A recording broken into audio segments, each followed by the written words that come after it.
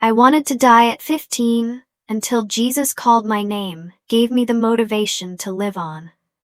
I don't remember the last time I cried. Maybe it was when I was 12, that rainy night when my dad banged on my bedroom door and said, "Your mom's not coming back." Or maybe when I was 13, and my best friend switched schools without even saying goodbye. But ever since then, my eyes have been dry, like cracked roof tiles in the summer. And so has my heart. My name is On. I'm 15. I live in a 2-story house with peeling paint and windows that are always shut. My mother once told me, everything will pass, but she never said she'd pass with it. She left 3 years ago. No message, no note, no promise to return. My dad, I guess he's still around, wandering in the living room, surrounded by empty beer cans and yelling voices from the TV. He didn't hit me. He didn't touch me. But he never asked, "Are you okay?" No one ever did. I used to think about dying, not because I wanted to die, but because I couldn't find a reason to keep living. One cloudy morning, I left tutoring class early. I walked to the overpass bridge I often stood on, watching traffic race by like floodwaters. I climbed up the rail. My face was cold. My hands shook. I didn't cry. I wasn't afraid. And then, a voice. A man with graying hair sat on an old plastic chair nearby, singing hymns in a voice rough as wind through a drainage pipe. He looked at me, not in a panic, not with shouts, just one soft sentence like a whisper in the fog. "If you jump, who will tell your story to God?" I froze, not out of fear, but because something inside me, for the first time in years, stirred. I stepped back, sat down at the edge of the bridge, and for the first time in 3 years, I cried. But tears weren't enough to save me.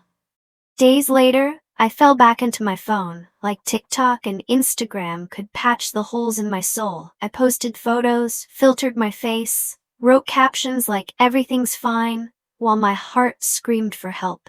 And then, the second blow came. A video of me was edited and mocked. It went viral on an anonymous page. Hundreds of comments, laughing, shaming, and one that haunted me for a week. People like her should just die and clean up the internet. I wanted to scream, "What did I do wrong?" But no one listened. I collapsed on the floor, in the dark, where even my desk lamp couldn't reach me. And I prayed. Not because I believed, but because I had nothing left to lose. 3 days later, I saw the man from the bridge again. This time, he stood under a shop awning, shielding himself from the rain with a plastic-thin poncho. He handed me an old Bible, its pages wrinkled, the cover peeling. I almost refused, but he said, "When you read this, imagine Jesus whispering beside your ear." I didn't understand. But that night, with rain outside and my father snoring drunk, I opened the book. I read John 14:27. "Peace I leave with you, my peace I give you. I do not give to you as the world gives. Do not let your hearts be troubled and do not be afraid." And for the first time, my heart felt still, like a lake with no ripples. A week after I began reading the Bible, it felt like a tiny candle had been lit inside me. But the candle was weak, and life's winds were still too strong. That night, my dad came home later than usual. He reeked of alcohol that seemed to fill the entire ceiling. I quietly set dinner. But one look from him, just one glance, told me something terrible had happened. And I would be the one to take the blow. "I lost my job," he yelled. "Your mom left, and you just walk around looking dead. A curse, that's what you are." I didn't answer. Not because I was brave, but because I had grown used to silence. He flipped the dinner table. Rice spilled on the floor. I stood up. Ran. Out the door. Past the shouting and the breaking dishes. Rain again. Always rain whenever I wanted to disappear.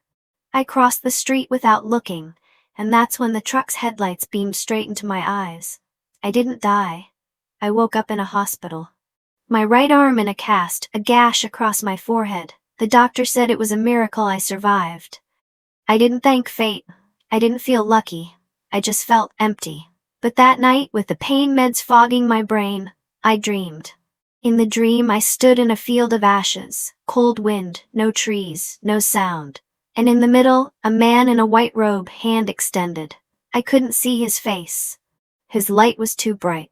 And he spoke, not with words but straight into my soul. I saw you when you stood on the edge. I was there when you screamed and no one heard, and I am here, now, when you cannot walk alone anymore. I tried to speak but my throat locked up. I just collapsed at his feet and cried like a child who found her mother after a storm.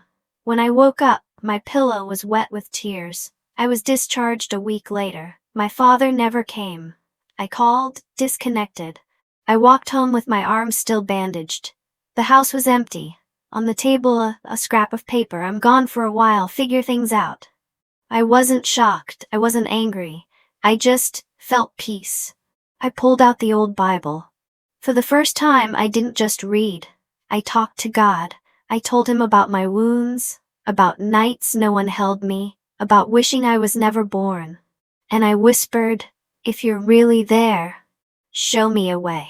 3 days later, a message arrived. From the man on the bridge. He invited me to a small prayer group in an old church, tucked in a rundown neighborhood.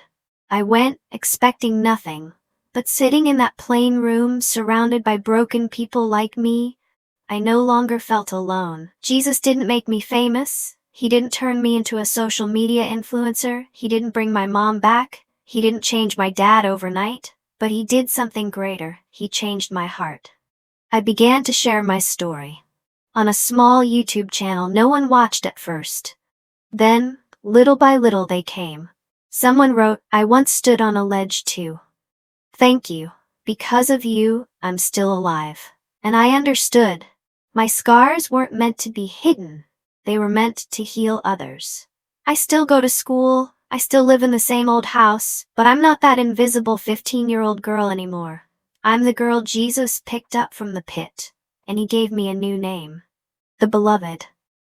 If you're reading this, and life feels meaningless, if you think no one loves you, if you've held a blade, or stood on a ledge, I was once you, and Jesus didn't abandon me. He won't abandon you. Try praying just once, no fancy words, just say, Jesus, if you're listening, I need you. And wait for the miracle. Romans 8:38-39. For I am convinced that neither death nor life, neither angels nor demons, neither the present nor the future will be able to separate us from the love of God. My name is N. I once broke. I once didn't want to live, but now I live, because Jesus called my name, and I answered, and you can too.